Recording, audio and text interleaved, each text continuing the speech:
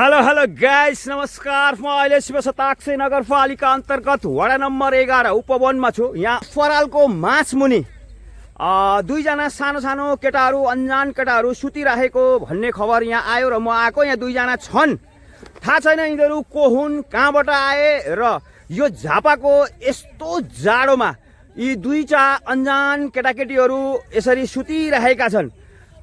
Hello hello औ hello औ अरे अरे अरे लु बाहिर निस्क, तिमीहरू के हो यस्तो? यो बाहिर निस्क, बाहिर बाहिर बाहिर। यसरी परालमा सुत्नु हुँदैन, बाहिर निस्क। राम राम राम राम राम राम। हेर हामीलाई यस्तो जाडो छ, हामी जाडोले कट्राइरहेको अवस्थामा यी बिचरा यी अनजान यी केटाकेटीहरू मैले काहीँ देखे जस्तो लाग्यो। यो केटाकेटीहरूलाई भाइ तिमीहरूको घर कहाँ हो? नाम भन् त भाइ, अलि साह्रो। मन्जिल बिक। भाइ तेरो? गौरव। गौरव के? साइकी। तिमीहरूको घर त यहाँ तल होइन र? 11 मै तल यो सुकुम्बासी बस्तीमा हो? हो ए, अनि राति यहीँ सुत्यौ? राति यहीँ सुतेको? कताबाट आएर यहाँ कति बजी सुतेको? राति कति बजी सुतेको? 9 बजी राति आएर। अनि भात खानेकुरा के गर्छौ? खायो कि खायो न? यहीँ सुतिराखेको? लु बाहिर निस्क त छोरी, बाहिर निस्क, बाहिर बाहिर बाहिर। यसरी यहाँ साप हुन्छ, सापले टोक्छ, त्यसरी यसरी बस्नु हुँदैन त। अनि यहाँ सुन्न, अब यहाँ जति पनि मान्छेहरू उपस्थिति छन्, यो घरमा पनि तिमीहरू झ्यालबाट माथि छिर्यो अरे राति, होइन? अनि यहाँ के घरभित्रका के फटाइ काम पनि गऱ्यो अरे, चोर्यौ पनि अरे। के हो यो कुरा? सत्य हो? तिमीहरूले यसो घरको आँगनका सामानहरू पनि टिप्ने गर्छौ हो? नराटी भन् त भाइ, केही पनि गर्दिनँ म। तिमीहरूलाई दयालु भावना भएका मान्छेहरूले तिमीहरूलाई कपडाहरू किनिदिन सक्छन्, होइन? तिमीहरूलाई खानेकुराहरू दिन सक्छन्। अहिले म तिमीहरूलाई भात पनि खुवाउँला, केही छैन, होइन? तर सत्य कुरा भन त, तिमीहरू यसरी किन चाहिँ यसरी हिँडेको? किन हिँडेको यसरी? घरमा बस्नु पर्दैन, पढ्नु पर्दैन? भन् त भाइ, पढ्दैछौ कि छैनौ? बाउ आमा छन् कि छैनन् तिमीहरूको?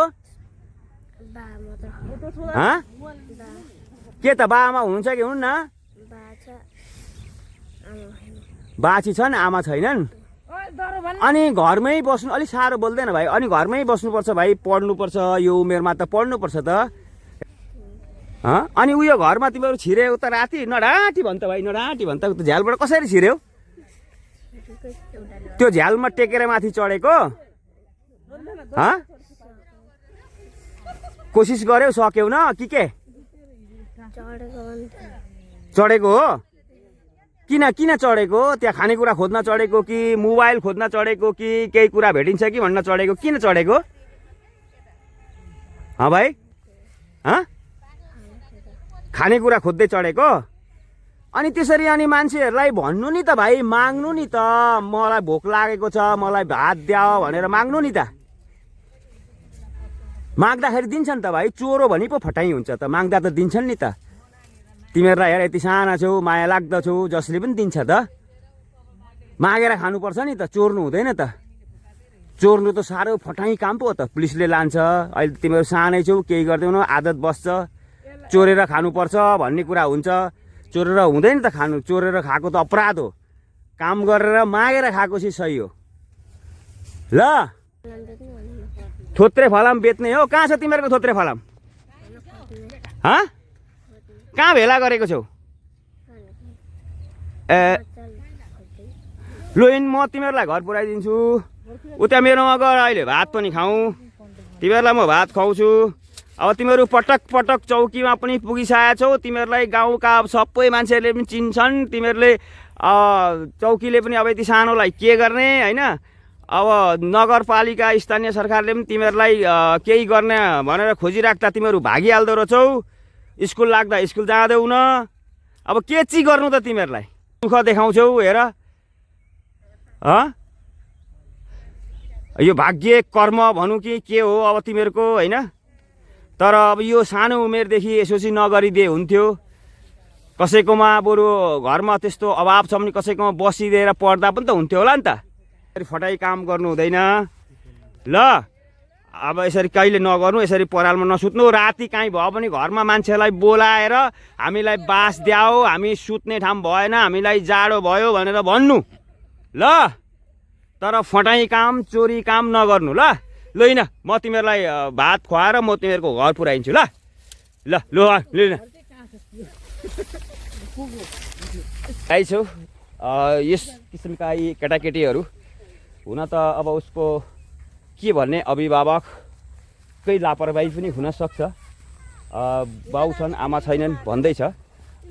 यी बच्चाहरूले धेरै लामो समयदेखि यो शिवशताक्सी नगरपालिकाको सबै गाउँ बस्तीहरू चारिसकेका छन्। यिनीहरूलाई संरक्षण गर्नको निम्ति धेरै मान्छेहरूले पहल पनि गरिसकेका छन्। तर अलिकति अटेर खालका र कसैको कुरा पनि नसुनिदिने र यसरी नै राति हिँड्ने, जोतैको घर आँगनमा जे भेटा पनि टिपिदिने, कबाडीको रूपमा टिपिदिने र बेचिदिने भएको कारणले गर्दाखेरि तपाईँ कसैले यी बच्चाहरूलाई संरक्षण गर्न सक्नुहुन्छ भने सम्पर्क गर्नुहोला। र लैजानको लागि पनि हामी विनम्र अनुरोध गर्दछौँ।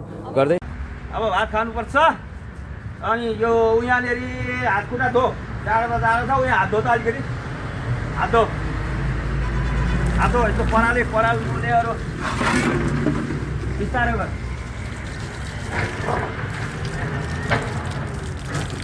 ल। आइज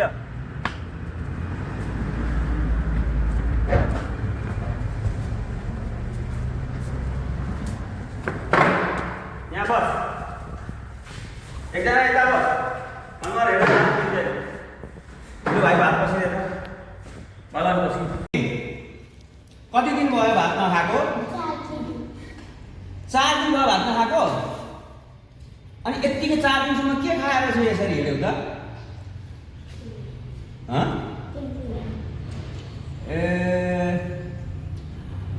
गाइस सबै चिजको बाध्यता नै हुन्छ लाग्छ मलाई। यी साना अबोध बालबालिकाहरूले यो हाम्रो पेटको सवाल पनि रहेको छ।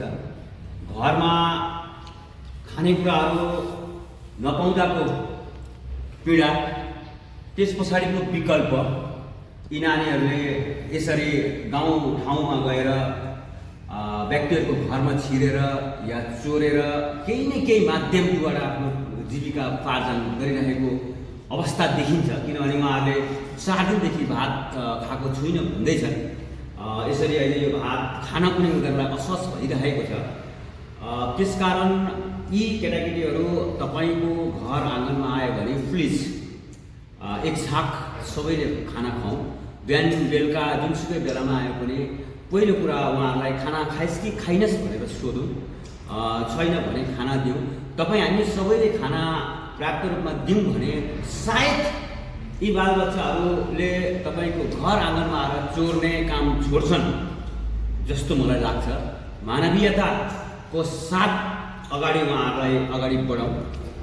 पढ्छन् पनि यी नानीहरू। तिमीहरू स्कुल पढ्दैनौ? अब तिमीहरूले के गर्ने भने अहिले म तिमीहरूलाई घर पुऱ्याउँछु, स्कुल पनि पुऱ्याउँछु होइन। अनि अब गाउँ घरमा मान्छेहरूको घरमा गएर चोर्ने होइन, माग्ने, सिधा माग्ने। मेरो घरमा खानेकुरा छैन, म भोकै छु, मलाई एक छाक भात द्या भनेर मागेर खाने, स्कुल पढ्न चाहिँ नछोड्ने। ल तिमीहरू भोको भयो र कसैले पनि भात दिएनन् भने म मेरो घर देखेर नि अब होइन। भोको भयो र भात कसैले दिँदैन, तिमीहरूलाई गाली बत्ती गरौ भने मेरोमा आउने, म तिमीहरूलाई भात खुवाउँछु र पठाउँछु, स्कुल चाहिँ जानुपर्छ। ल किताबहरू कहाँ छ तिमीहरूको? कहाँ? लु घरमा अहिले म यो भात खाइसकेपछि स्कुल पनि पुऱ्याउँछु। अनि तिमीहरूलाई म यो भिडियो मार्फत मैले भनिदिएको छु, सबै नागरिकहरूले यी केटाकेटीहरूलाई कमसे कम केही गर्न नसके पनि एक छाक भात दिएर भए पनि एउटा आफ्नो मानवीयता निभाऊ मैले भनिदिएको छु होइन।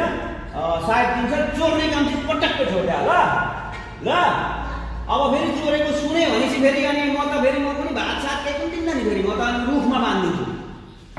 पहिलो कुरा पढ्नुपर्छ, नेक्स्ट चोर्ने काम छोड्नुपर्छ होइन, त्यो तिमीहरूको बाध्यता बुझियो होइन, माया खाने बरु ल ल ल। हस् त गाइस, यस्तै छ यी दुईटा अबोध नानीहरूलाई। तपाईँ हाम्रो गाउँठाउँमा घुमिरहेका छन्, लामो समयदेखि यी नानीहरू यही प्रक्रियामा छन्। अब यिनीहरूलाई सुधार्नको निम्ति भनेको तपाईँहरूले नै मानवीयता देखाएर सरसहयोग गर्दा नि उहाँहरू आफ्नो सही ट्र्याकमा आउने छन् भन्ने हवस् त बाबा। ल